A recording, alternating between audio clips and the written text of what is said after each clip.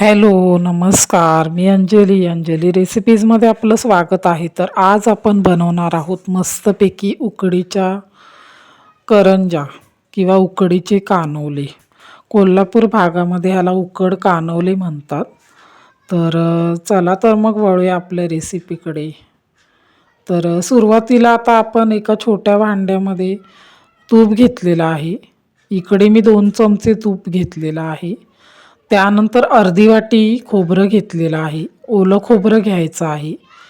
ते आता याच्यामध्ये आपण ॲड करून घेऊया.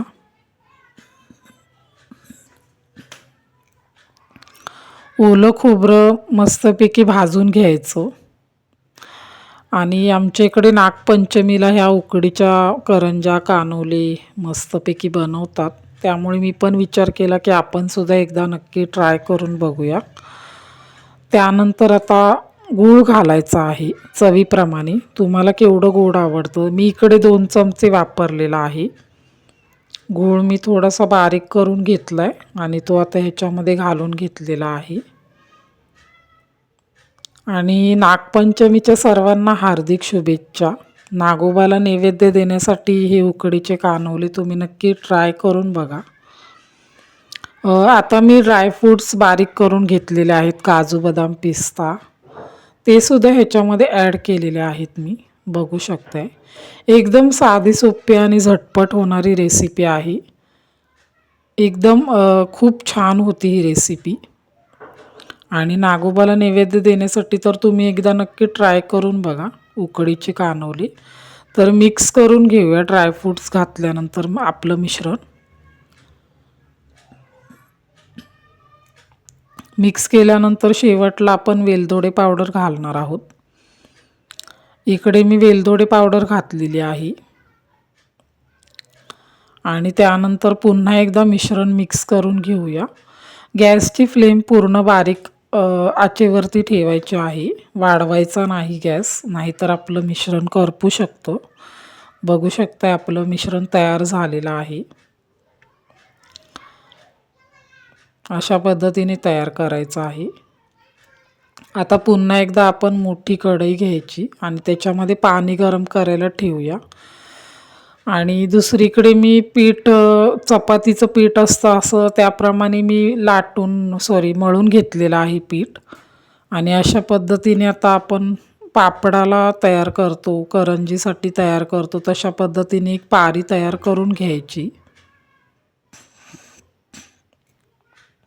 एकदम साधं सोपं आहे. चपातीच्या पिठाचंच, गव्हाच्या पिठाचं आपण करणार आहोत. तर अशा पद्धतीने आपण पारी तयार करून घेतल्यानंतर आपण त्याच्यामध्ये आता मिश्रण घालून घेऊया खोबरं आणि गुळाचं. आणि अशा पद्धतीने आपली पारी तयार करायची आहे. पारी बंद करायची.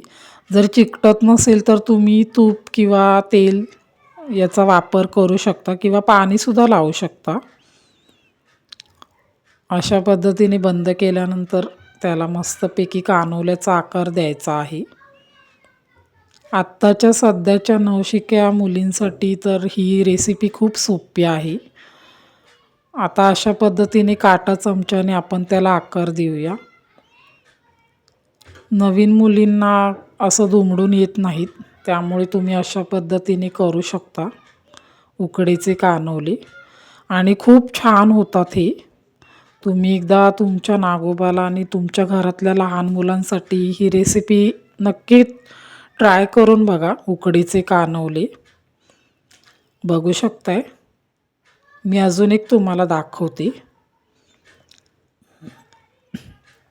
पुन्हा एकदा आपण पापड किंवा करंजी करतो त्याप्रमाणे पारी तयार करून घेऊया.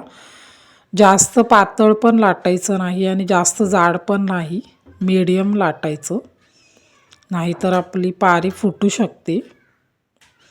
बघू शकताय मी अशा पद्धतीने केलेलं आहे. आणि त्यानंतर पुन्हा एकदा आपण त्याच्यामध्ये मिश्रण घालून काटा चमच्याने बंद करून घ्यायचं. बघू शकता आता मी मिश्रण घालते आणि बंद करून घेते. आता मी इकडे तेल लावून तुम्हाला दाखवते. साईडने तेल लावूया. आणि आपली पारी बंद करून घेऊया. तर बघू शकताय अशा पद्धतीने झाकून घ्यायचं आणि आपलं उकडीचा कानोला तयार झालेला आहे. आता आपण काट्या चमच्याच्या सहाय्याने बंद करून घेऊया मस्तपैकी.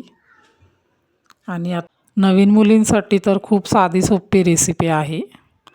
दुमडून कानोले येत नसतील तर अशा पद्धतीने तुम्ही नक्की ट्राय करून बघा आणि मला नक्की सांगा. तर अशा पद्धतीने केल्यानंतर आता चाळणीमध्ये आपण ठेवायचं कानोले आणि एक 15 ते 20 मिनटं उकडून घेऊया झाकण लावून.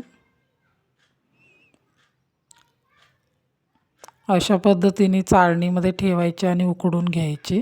15 मिनटामध्ये आपले तयार होतात उकडीचे कानोले. नागोबाच्या नैवेद्यासाठी आपले तयार झालेले आहेत उकड कानोले. कशी झालेली आहे माझी रेसिपी मला नक्की कमेंट करून सांगा. आणि अशाच नवनवीन रेसिपीजसाठी अंजली रेसिपीजला सबस्क्राईब करा, लाईक करा, शेअर करा. थँक्यू. बाय.